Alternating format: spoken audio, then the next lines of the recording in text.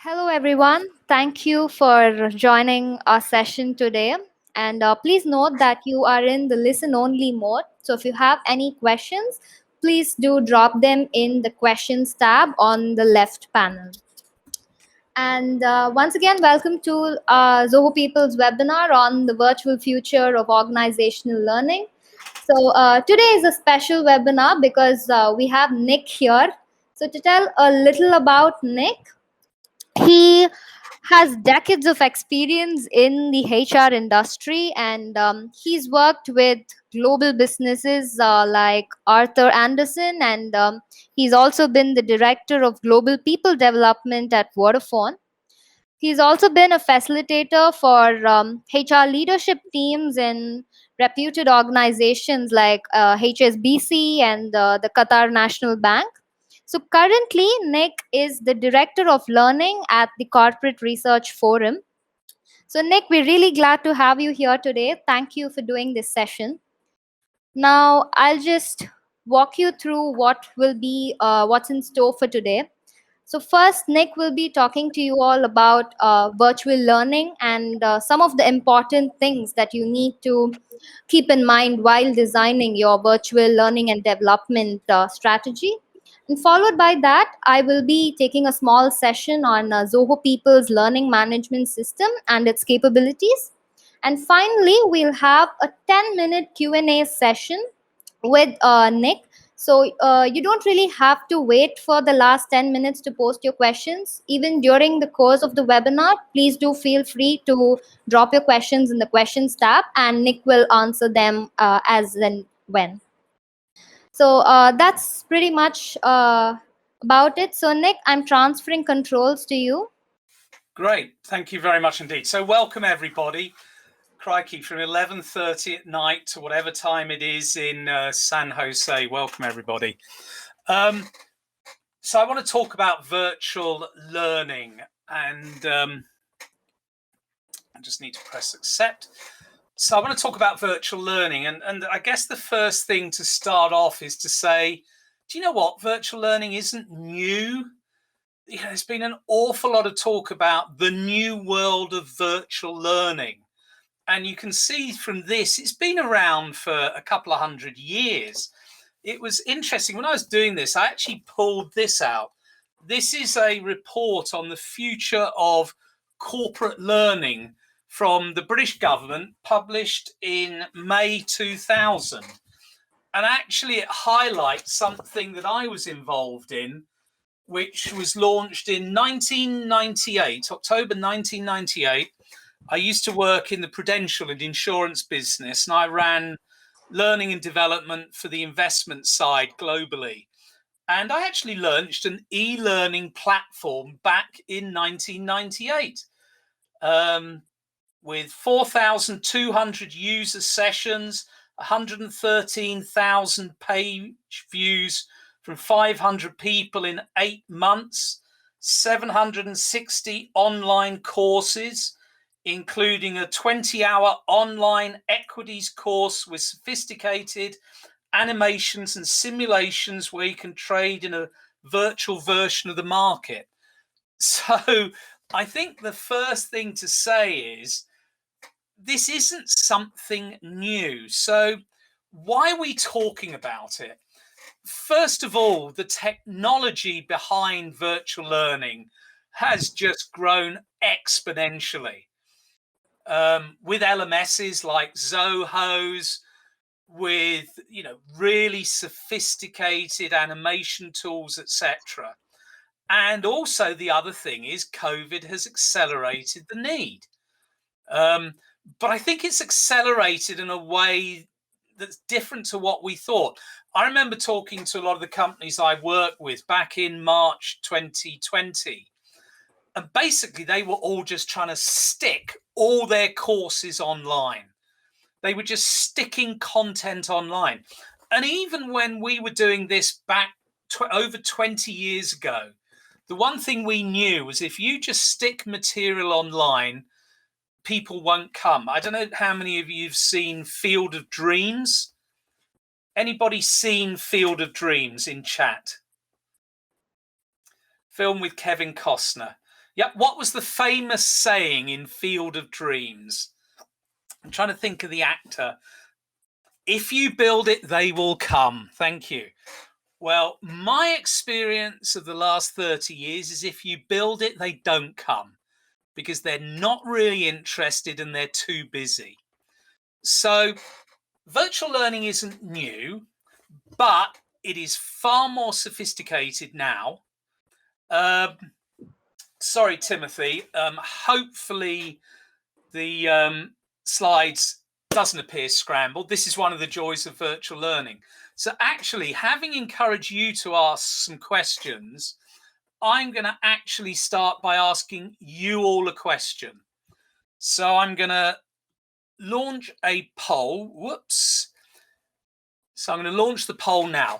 In the future, what percentage of your learning in your organization will be delivered virtually? So if you just click, you have one vote. I can see people are already voting. Now, where's it gone? I see 66 votes. Princey, it seems to have disappeared from my screen. We've got 67 votes, Nick. So So it's the majority of people. Can you show me the result? Because for some reason I can't see the result on my screen. just give me a second. This is one of the joys of technology. So far, I've avoided. By the way, does anybody know what the single most popular saying has been over the last 10 months? When you think about virtual learning, what's the single most thank you, Kevin. You're on mute. The number of times people have said, Nick, you're on mute. So I tell you what, Prince, you don't need to show it. Could you just tell me what the results are? It's 40 to 60% with 26 votes there. Okay. And what are the votes on the others? 60 to 80? 26 votes. Okay. 80 to 100? 12. Yep. 20 to 40? 7 votes. 10 to 20? 6. 6. Great. And I think you are probably about right. What I think, though, is we will never go back to face in the same way we did in the past. You know, you just look at the cost implications. You know, I used to fly around the world. I'd fly to Singapore. My client would fly me business class, put me up in a beautiful hotel for 2 or 3 nights. Then I'd fly back. They would be flying people from Melbourne, Manila, Beijing, Shanghai, Hong Kong. The cost saving is dramatic, let alone the opportunity cost. And you can reach people all around the world. You know, we've just launched a virtual HR business partner program. We have partners selling it in the Far East, in Latin America, North America. And do you know what? I don't know about all of you, and I'd be interested in chat. In my experience, the learning is better because I think this idea, and the problem to me is if you're flying people all around the world, you want to stick them in a classroom for hours and hours and hours. And I think people just get bored. And I think one of the joys of virtual learning is we cut it up into bite-sized pieces. Now, Carol, your point is absolutely fundamental. It is dependent upon making sure that there is engagement between instructors and learners. And I'm doing this now. Chat, I think, is genius. So what I did with all of you before we even started was I tried to get you engaged by having a little bit of a chat about the weather, the time of day, etc. What you'll notice is already during the program, I'm asking you questions. I'm using polls. And let me go back to my experience in Singapore. I ran a program in Singapore in, let me think, it was about October 2019. I then ran a second program for the same participants in December last year, but it was virtual. And in my experience, the engagement was greater because in the Far East, when you're doing it face to face, not everybody's engaged. Frankly, in an 8-hour session, first of all, a lot of people have flown long haul, so they start getting tired and falling asleep, especially when they listen to me, believe me. But the other thing is, the engagement tended to come from the Australians because the Australians are very extrovert, very comfortable in their English. What I noticed in December when we did it virtually, how the people from Beijing, Shanghai, Hong Kong, Manila, etc., were far more willing to engage.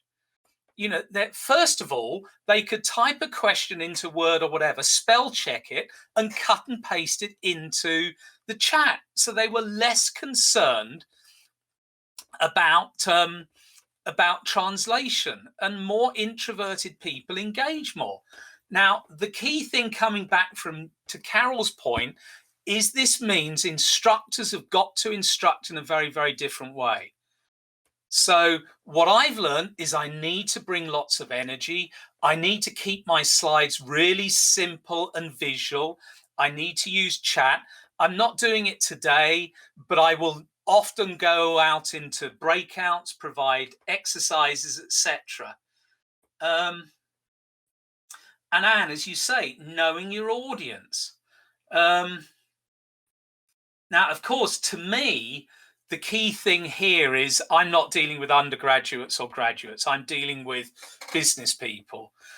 And I agree, the missing piece, which is really difficult to replace, is the socialization around a cup of coffee or whatever. You can do that. I'm running a program for a German company globally, and we had the launch session on Monday with people from all over the world. And we broke people out into small groups of 2 or 3 where they chatted to each other with the task of finding something interesting about each other that they didn't know. Then we shared those. We did it 3 or 4 times, and then we identified the things that were common or the things that were most unusual. So Chinese hot pot was one. A love of lemons, which was fairly bizarre, was another. And we had a little bit of a vote. So again, you've got to really be careful to think about how you design this. I'm just going to check questions because I see there are questions coming out there.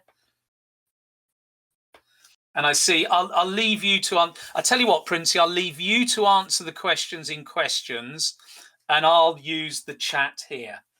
So, but I think what isn't new is that too much of the learning is disconnected from the business. Often what I find, I'm often brought in by learning people as a consultant to help them. And the number of times, and this is true now, but it's always been true, is why are you running this training? You know, tell me, what is the business problem that this training is the answer to? So I was working with one organization, and they were running all these neuro-linguistic programming courses. And it was, but sorry, what's the business problem? How does that relate to innovation, speed to market, productivity? You know, and they couldn't answer it. And they said, well, but I'm a master NLP practitioner. And that was the thing. They were solutions looking for a problem. I do NLP. So I'm going to teach people NLP. Another thing is the danger in this current environment is the learning is dominated by the technology. And we lose track of how adults learn. And again, it comes back to Carol, your point. You've got to make it interactive. You've got to involve people. And Andrew, thank you for your comment, because that's one of the things I'm going to talk about in a second. I think as a result, frankly, a lot of virtual learning is boring and disconnected from people, disconnected from the why. And this idea, but to be honest, I think a lot of learning has been pretty boring. This will horrify you all, but when I went to university, 10 years ago, 40 years ago, I went to Cambridge University. I did history, loved it. Most of my work was one-on-one with a professor. I went to a couple of lectures and they were so dull.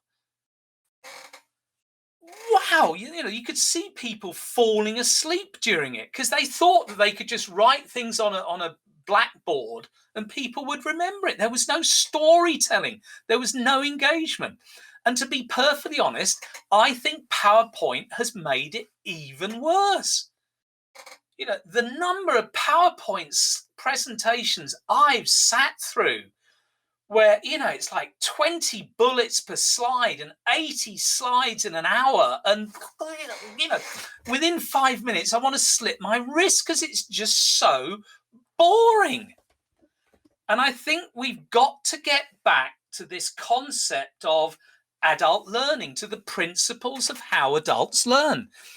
And you'll all know can anybody tell me the famous quote from Confucius that's relevant here? Just on chat, get a bit of interaction. Can anybody remind me of the famous quote from Confucius about learning, listening, understanding? I'm not sure that was the quote from Confucius, Jennifer, but I do agree with you. So I'll share it. What you see, you forget. What you hear, you remember. What you do, you understand. And these are the 5 principles I want to talk through. And Andrew, this is why I wanted to come back to your first point. It's absolutely fundamental. And Anne, I just want to pick up what you're saying. Yeah.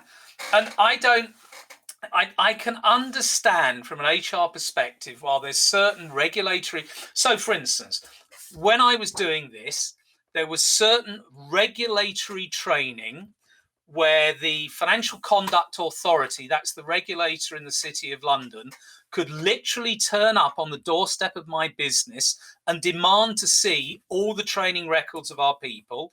And if we couldn't prove they'd done the training, they could shut us down. But that, as Kevin said, is about compliance.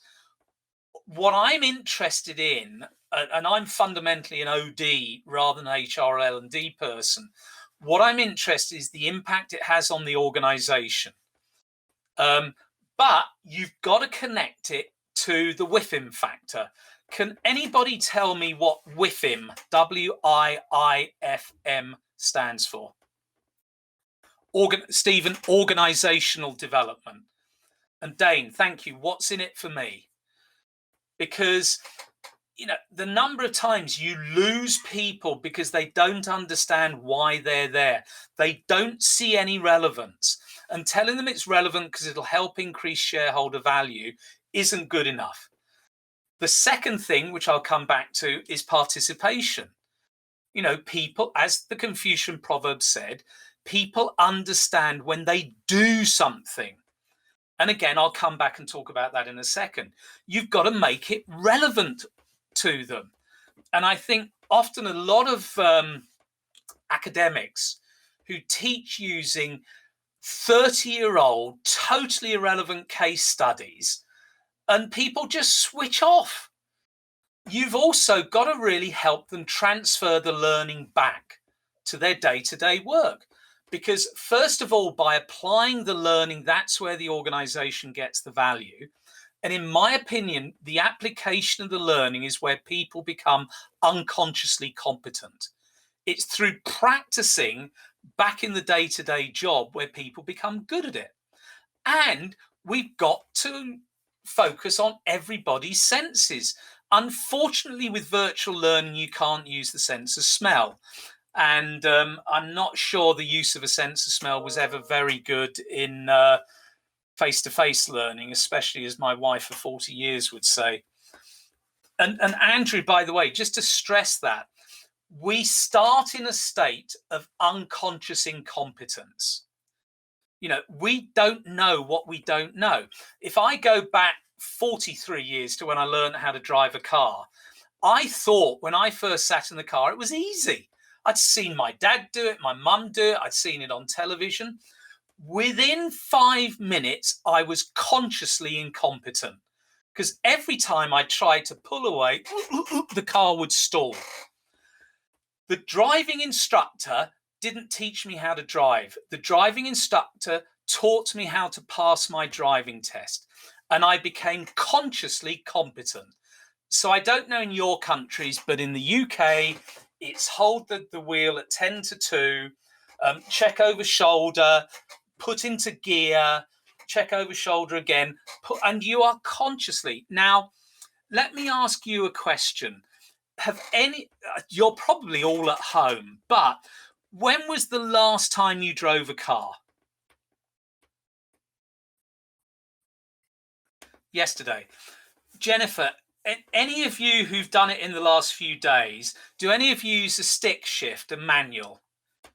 I know a lot of people in the US have automatics, but anybody got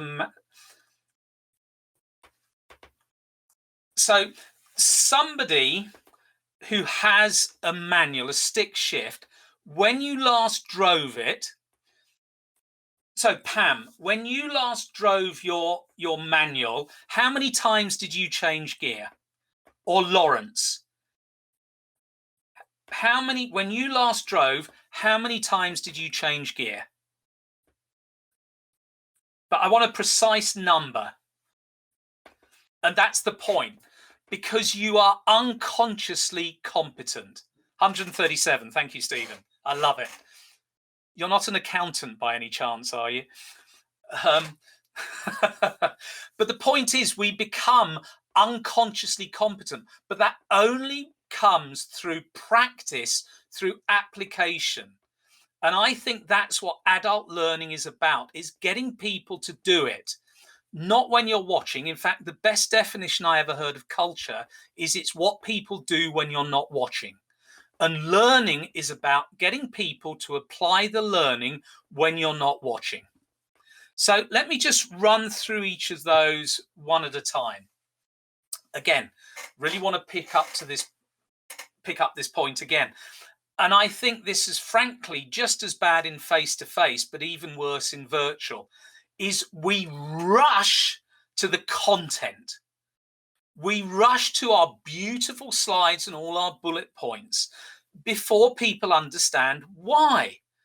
You know, they will only change if they understand what's in it for me. So I have a question. How many Californians does it take to change a light bulb? So this is aimed at the people in LA and San Jose. How many Californians does it take to change a light bulb? 7, 4. No, the answer is 1, but the light bulb has to really want to change. This is the only bit of that I miss is hopefully, thank you, Andrew. I do like the LOLs that come out. But the point here is people will only change if they understand why. And they have to understand what's in it for them. Because it is fundamentally about changing what they do. It's about behavioral change. So we have to spend time creating the desire to learn. So I was working with one of the big Japanese auto manufacturers recently. I was working with their country managing directors. And before I started, we created an audio clip of a radio program from 2025 where Elon Musk had just announced at the launch of his Mars space flight his retirement as the chief executive of the largest mobility company in the world. Not car company, mobility company. He had just acquired Toyota. He didn't want to buy Toyota for their brand. He wanted their distribution channels and their production facilities. But it was making them think, if that is the world in 5 years' time, what does that mean for you today as leaders? So you engage them in exercises like them to help them understand why they need to change their behavior. The second thing is people will learn by being involved.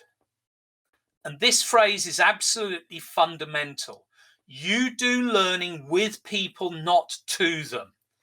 And I hope what's happening is I'm engaging all of you. You're all participating because I'm asking you questions. You're asking us questions. It's a two-way process. And the danger is we think in this virtual environment, you can't do that.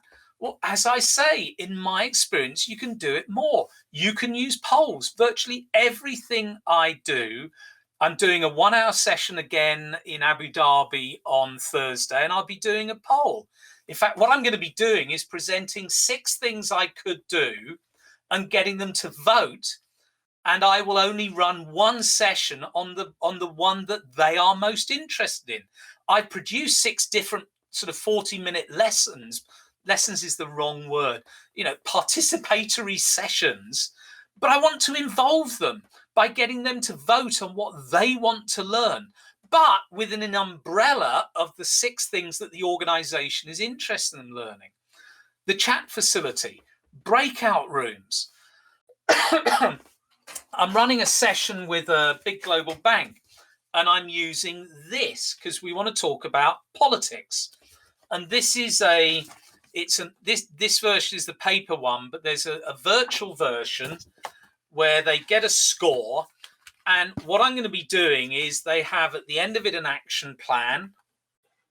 You can't really see it, but I'm going to stick them in breakout rooms in pairs for about 45 minutes, having done some virtual work before the session where they're going to coach each other. So they're going to really work on something in pairs and make it relevant. I think that's a lot more engaging than just showing them a model from this and a bunch of PowerPoint slides, because it's about sense making. It's about them really thinking through not just the what is what are we learning, but the so what. So what have I learned? And most importantly, the now what. Now what am I going to do differently? And by the way, Carol, I don't know how many of you from HR, but in my experience, political savvy differentiates senior HR people, because you've got to be commercial, you've got to be good at HR, but you've got to understand how your organization works and how to get things done in messy, dysfunctional organizations, but doing it with total personal integrity. So then the next part was relevance. There are a small minority of people who are interested in the theory. I was a professor at a business school in the UK for 10 years, although I'm not an academic, I'm a practitioner. I remember having a big argument with a professor, and we were talking about something. He said, "Nick, that's all very well in practice, but how will it work in theory?" And it's kind of like, really? People in business want to understand how it's relevant to their day-to-day jobs. Most chief executives are interested in delivering their numbers to their shareholders or whoever their key stakeholders are. So we need to provide learning that is relevant. Also, we have to understand the context within which people operate. So earlier, somebody made the point about, who was it who made the point about culture when I was talking about working in the Far East? I work with global audiences, and I have to understand the context. I also have to understand the context of the organization. I'm doing some work with a utility at the moment, and my audience are leaders, but they're all engineers. So they need a little bit more theory than a group of artists. Also, what I tend to do is I don't use external case studies. I'll use the organization. So, for instance, when I'm teaching the 7S model of organizational capability, which I will be on Monday morning with the Swiss bank, We'll apply it. We'll break them into small groups. So there'll be the investment bank, retail banking, etc. And they will apply the model to their business unit. And by the way, what I think is great nowadays is what I've done is rather than teach the model in the program, they'll get a 5-minute animated QuickTime video based on a PowerPoint presentation with a voiceover that will talk through the model. So we use the session, the virtual session, to apply it to make it relevant. And this is critical. The challenge is, how do you get people to transfer the learning back to their place of work? So we've also got to give them time and space to reflect.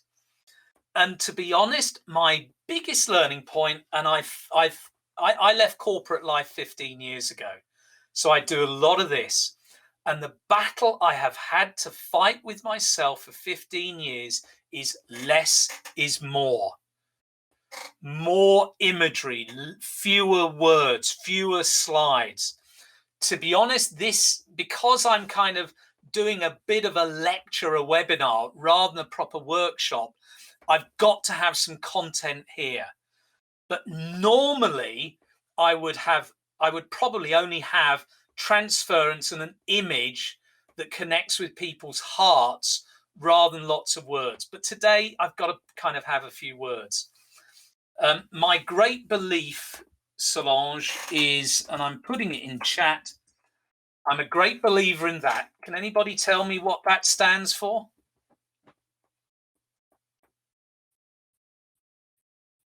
Keep it simple, stupid. Thank you. And by the way, I don't know any of you. I'm not saying you're stupid, just to be clear, but keep it simple. In fact, another one of my favorite sayings is, perfect is the enemy of done. Simple enough is good enough. So what does that mean? Assignments. So after the program, giving people an assignment.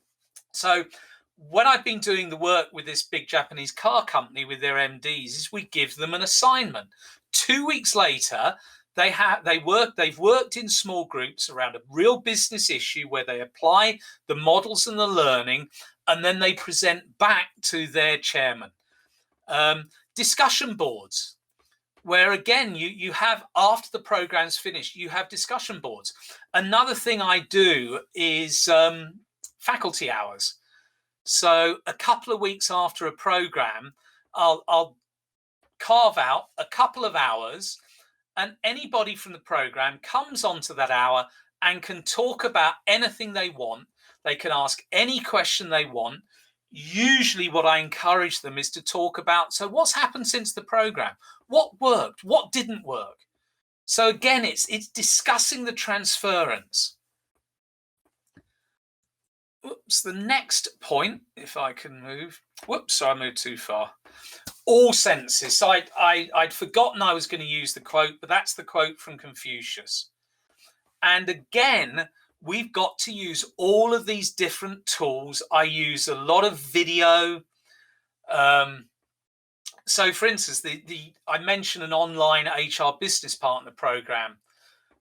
It starts with 9 little 2 or 3 minute video clips from top group HR directors from world-class companies, where they just talk for 2 or 3 minutes. Then we have a little exercise where I do a debrief on what were the core messages, and then I have a little interactive exercise where if there are 9 core messages, I get them to vote on ordering them. Then I provide them with an answer and a little bit of commentary. But do you see what I'm driving at? You know, even when this is asynchronous learning, you can make it very interactive, and you can make it, participatory. OBS Studio I haven't used. The one I've seen recently, which is, oh, hang on, I spelt it wrong, is this. We had a session from an economist. The editor of The Economist did a session for us on predicting what's going to happen in the economy in the next year. And he used And it was really interesting the way that he had embedded videos, etc., into the slides. The frustration for me is I have an iMac. It's too old. I'm still using what am I still using? I can't remember. Actually, I'm going to take a risk and click and see what OS package I'm using. Now, I'm using High Sierra and it needs Big Sur. And I can't, this is Apple making my desktop deliberately out of date so they can sell me a new one. Anyway, the other thing is we're using Zoho Showtime. By the way, I think this is really good because of the questions, the polls, the chats, etc. But we've really, whatever you're delivering on, you've got to really explore how you can use it to make it as interactive as you possibly can. So I'm going to show you now the worst slide of the whole presentation. But I want to get across a few points. And Louise, Erin, this is the key, is there is so much stuff out there that you can really improve. And Erin, what I was talking about then is quite simple gamification. Turn it into a game. You know, my kids now are 27 and 29. They've grown up in a world of gaming. And also they've grown up in this world. We've also got to think how you make it relevant on mobile as well. But the thing to me that I learned a few years ago when I joined Arthur Andersen, so I ran the learning function for a little organization called Arthur Andersen, some of you might remember, for Europe, Middle East, India and Africa. From a learning perspective, best organization I've ever worked in. But I had never worked with instructional designers. And I don't know if there are any instructional designers on the call, or if you have instructional designers, but they are gold dust at the moment. You know, if you have them, boy, you'd better keep hold of them because everybody's trying to perch them. But they taught me this concept of there are 3 stages in learning. There's thank you, Carol. I'm envious of you. Unfortunately, I graduated in 1981, so to be honest, when I did my program, there were no computers. In fact, when I did my MBA in 1990, I had a laptop, and this will make the younger people on the call laugh. On my laptop, I could either have a graphics package, a word processing package, or a spreadsheet. I could only have 2 of 3. There wasn't enough memory to have all 3. In fact, my wife, when she did her degree, she learned Fortran. Anybody remember Fortran? Anyway, the point here is before we design the during, we've got to think about the organizational need. You know, what is the problem that this is the answer to? I'm not a great fan of a lot of leadership development, for instance, because I just think it's generic mush. Nobody is saying what is the business problem in our organization that leadership is the answer to. And we need to ground the learning in that organizational need. Then I think that it should not be letting people nominate themselves to go on training. You know, because my frustration is if you allow people to self-nominate, the good people will self-nominate because they have a growth mindset. You know, the people with a fixed mindset probably think they're brilliant even when they're not and don't go on the training. I'm sorry, you know, this is an organizational intervention. You are spending shareholder funds on learning. If I was a shareholder, I'd expect a return from it. But you've got to work with them on their specific needs, which is why on all the programs I ran when I was in corporate life, I insisted that the boss had to sit down with the participant to discuss why we're doing it from the organizational perspective and what is the individual going to do differently as a result, and actually contract to do that. And using pre-work, I mentioned getting people to do something like this, for instance, online, where when we start the program on Monday, we'll do this on the Wednesday, but they'll have already thought about it. Then what we've talked about now is the delivery, making it highly interactive, grounding, etc., helping people to connect. But to me, it's the after part where the real value and the real return on investment happens. And let me tell you what I did at Vodafone. So I have to have an email from the line boss within a week of the program, detailing the conversation they've had with the participant, where I want them to ask the participant 2 questions. What have you learned, and how are you going to apply the learning? Then within 6 months, I want a second email from the person's boss saying, so what have they done differently? This allows me to measure the impact of the learning. But also it's about measuring a return on investment. Now, the trick, first of all, is making it non-bureaucratic. So there's no form. I just want an email. But Mr. or Mrs. Boss, if you don't send me those 2 emails, I normally have paid for the participant of your person on this group leadership development program. If you don't send me the email, I will transfer charge the total cost of your participants' participation on my program. Boy, did that change behavior. But it is about having this rigorous, disciplined follow through. And part of that conversation with the line boss should be, how as your boss can I help you by coaching you? How can I find you a mentor? And what I'll often encourage people on my programs to do is we'll provide you with all the materials, we'll provide you with a recording. What we really want you to do is to go back now and share this with your team, because the best way to learn is to teach. So I've got one more slide, which I'm going to keep for the end. But I want to open it for a couple of minutes for questions. Then I'll hand back to Princey to share with you about Zoho. But there are 127 people on the call, which is fantastic. So let's stick with chat.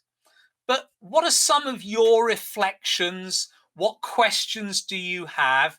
Let's just get a bit more interaction going on chat. What have you heard? What do you disagree with? I'd love to have a big argument. I love having a good argument. And I love an argument because it shows you're engaged with it. So questions, comments, observations. 12.87% is the answer of what is the percentage of information people retain after the training. In my view, not a lot, which is why the during bit is such a small part. I should have explained, I haven't drawn this bar randomly. I've drawn it because the majority of the learning, I think, happens afterwards. And I don't think people retain an awful lot if you rely upon the during. Erin, as you've said, they'll lose 80% in 30 days. And do you remember the famous quote from Sloan, the great businessman at General Motors, when he said 50% of the money I spend on advertising is a waste of money? The problem is I don't know which 50%. So the real challenge, if they're losing 80%, which 80% are they losing? So to me, Karen, I agree with you. You've got to follow up. And, you know, this is a learning process, not a training program. And again, it comes back to a point somebody made earlier. We've got to frame this as learning, not training. Training is something that starts and finishes. Learning is something that should happen throughout your life. I don't know about all of you, but I'm on Twitter, Nick Holly, every single day. I go on Twitter and I will read up stuff from McKinsey, MIT, Harvard, TLNT, etc. And I will post 9 bits of micro learning every single day through my Twitter account. By the way, I don't get paid. But because I want to share learning, because I'm passionate about learning. And I know that the majority of what I post won't really make a difference. But do you know what? Every once in a while, somebody reads something, they'll come back on Twitter and they'll say that had an impact.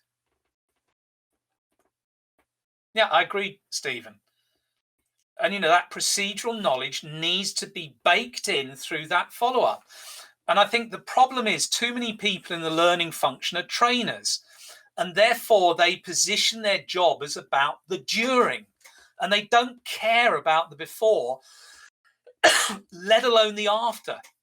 And, I would spend as a learning professional in an organization 80%, well, 90% of my time on the before and the after, and only 10% on the learning, on the during. And the 10, 20, 70, is another model.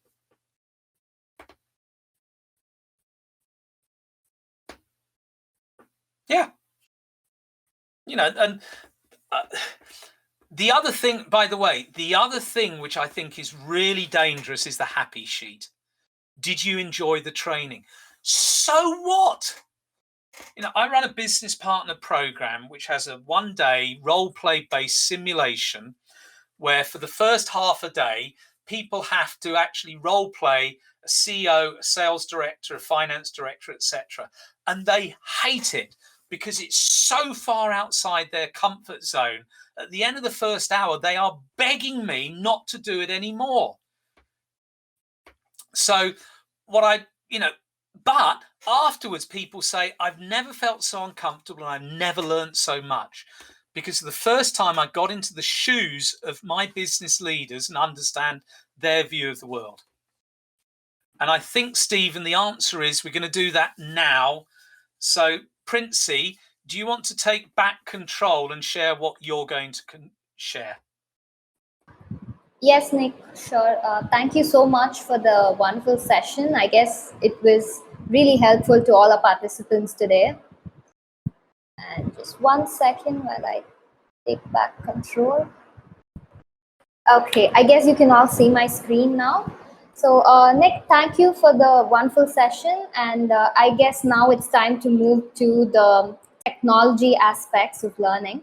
So, for people who don't know about Zoho People is a cloud-based HR management system that takes care of your employee onboarding, your employee management, time and attendance management, performance, learning, and exit. So it's a complete HR suite.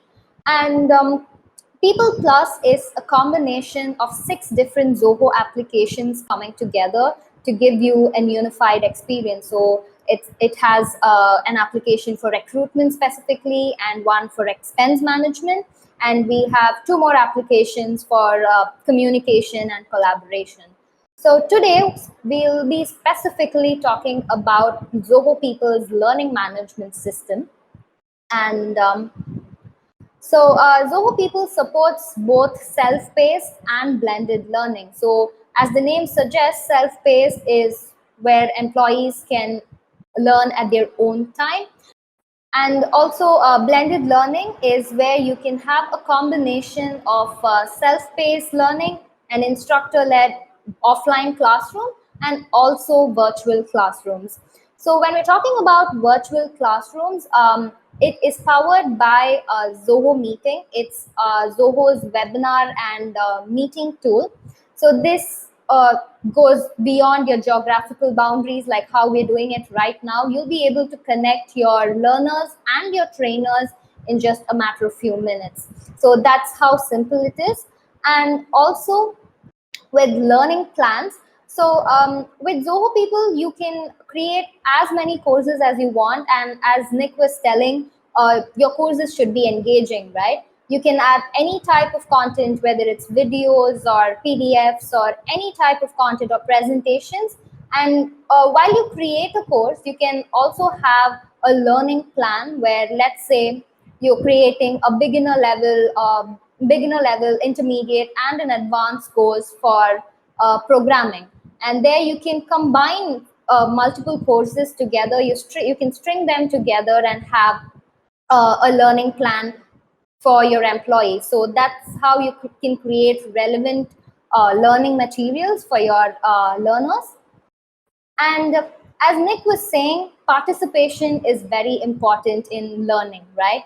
And we also often hear that when we listen to others' perspectives, we tend to learn more, right? So for every course that you create in Zoho People, you'll have a special section where discussions can go on. So learners and trainers can come together, share ideas and perspectives, and have a healthy conversation.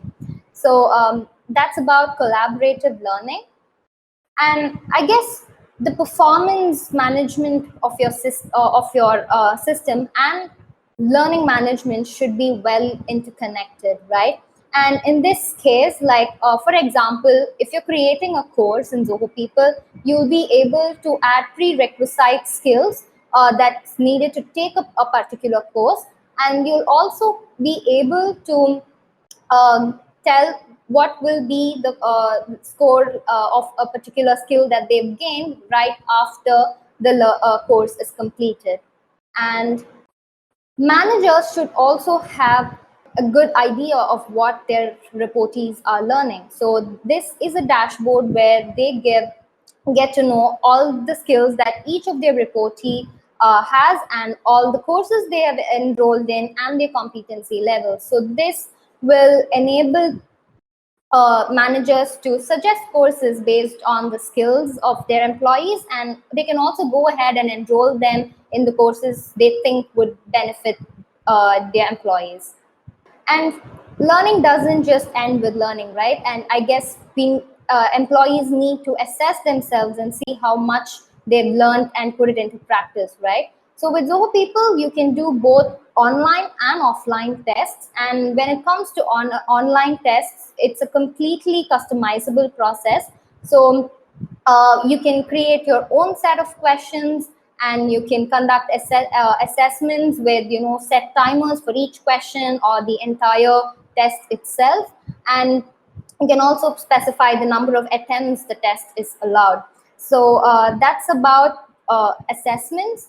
And when it comes to grading, so the final output is not just with the marks scored, right? So that doesn't really make sense. So in Zoho People, you'll be able to grade your employees based on a combination. Like you can have a weightage of 30% for your assignments, and then the remaining for the assessments. So you can have a good combination of grading your employees. And finally, certifications. So we have a variety of templates designed for you, which you can customize based on your course and also other requirements that you may have. And feedback is an important aspect. With this will let you know how a course is performing, right?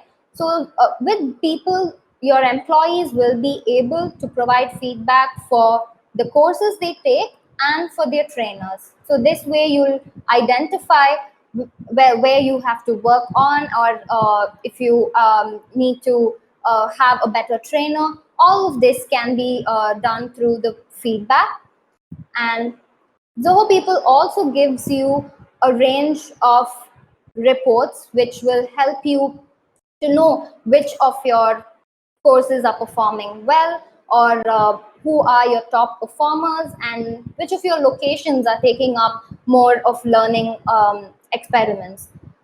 And this is also available as a mobile application. So any course that is accessible in the web will also be accessible in the mobile.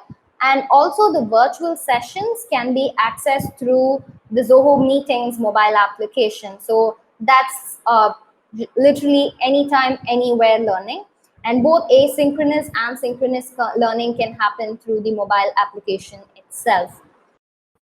And that's pretty much about it. So thank you so much. You can Visit us at zoho.com/people, or and you can also write to us at webinars@zohopeople.com. Thank you so much. And Nick, thanks a lot for the session. Thanks very much, everybody. Really Yeah. enjoyed it. Thanks for the interaction. Makes Thank my job a lot easier. Bye-bye.